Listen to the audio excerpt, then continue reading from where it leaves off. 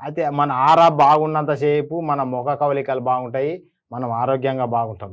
అయితే ఇవి ఆరా అనేది వేటి మీద ఆధారపడతదంటే, మన యొక్క ఈ షట్‌చక్రాలని ఉంటాయి మన శరీరంలో. హ్మ్. షట్‌చక్రాలని ఈ 7 చక్రాలుంటాయి. ప్లస్సు 72,000 నాడుల మీద పనిచేస్తుంటది. హ్మ్. ఆ నాడులకన్నిటికి కలిపి ఒకటి ఈ యొక్క ఆరా అనేది పవర్ అనేది జనరేట్ అయితుంటది.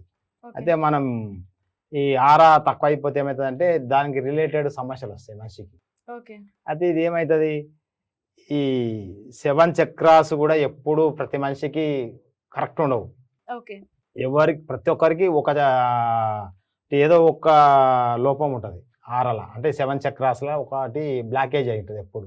ఓకే. ప్రతిసారి. అయితే అది కరెక్ట్ గుర్తుపట్టుకొని మాలాంటి వాళ్ళ దగ్గరికొస్తే మేము చెక్ జేసి, అది ఎందుకు బ్లాకేజ్ అయింది, ఏం చేయాలనేది చెప్పడం జరుగుతుంది. హ్మ్. అయితే ఇదేందంటే, ఈ గ్రహాల ఎఫెక్ట్ తోటి మన చక్రాలు బ్లాకేజ్ ఏర్పడతాయి. ఓకే.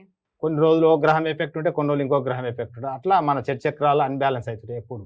హ్మ్. వాటికి ఏం చేస్తామంటే, ఈ ప్లానెట్‌కి సంబంధించిన గ్రహాలకు సంబంధించిన స్టోన్‌లు ధరిస్తే వాటి యొక్క ఎఫెక్ట్ తగ్గిపోతది. ఓకే. అంటే ఆ చక్రం యాక్టివేట్ అయిపోయి మన శరీరం యొక్క ఆరా పెరిగిపోతది. ఓకే.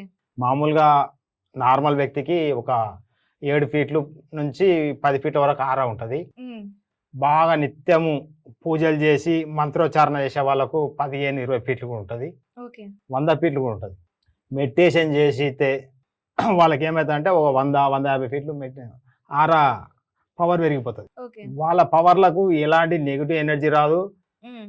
ఎవరైనా వాళ్ళని తిడదామని వస్తే కూడా ఆ ఎనర్జీ‌లోకి రాంగానే వాడు కూల్ అయిపోతాడు. ఓకే. అంటే అంత దూరం ఉండంగానే ఆడికే కొడదామని వచ్చినోడు ఆడికి రాంగానే నమస్తే పెడతాడు.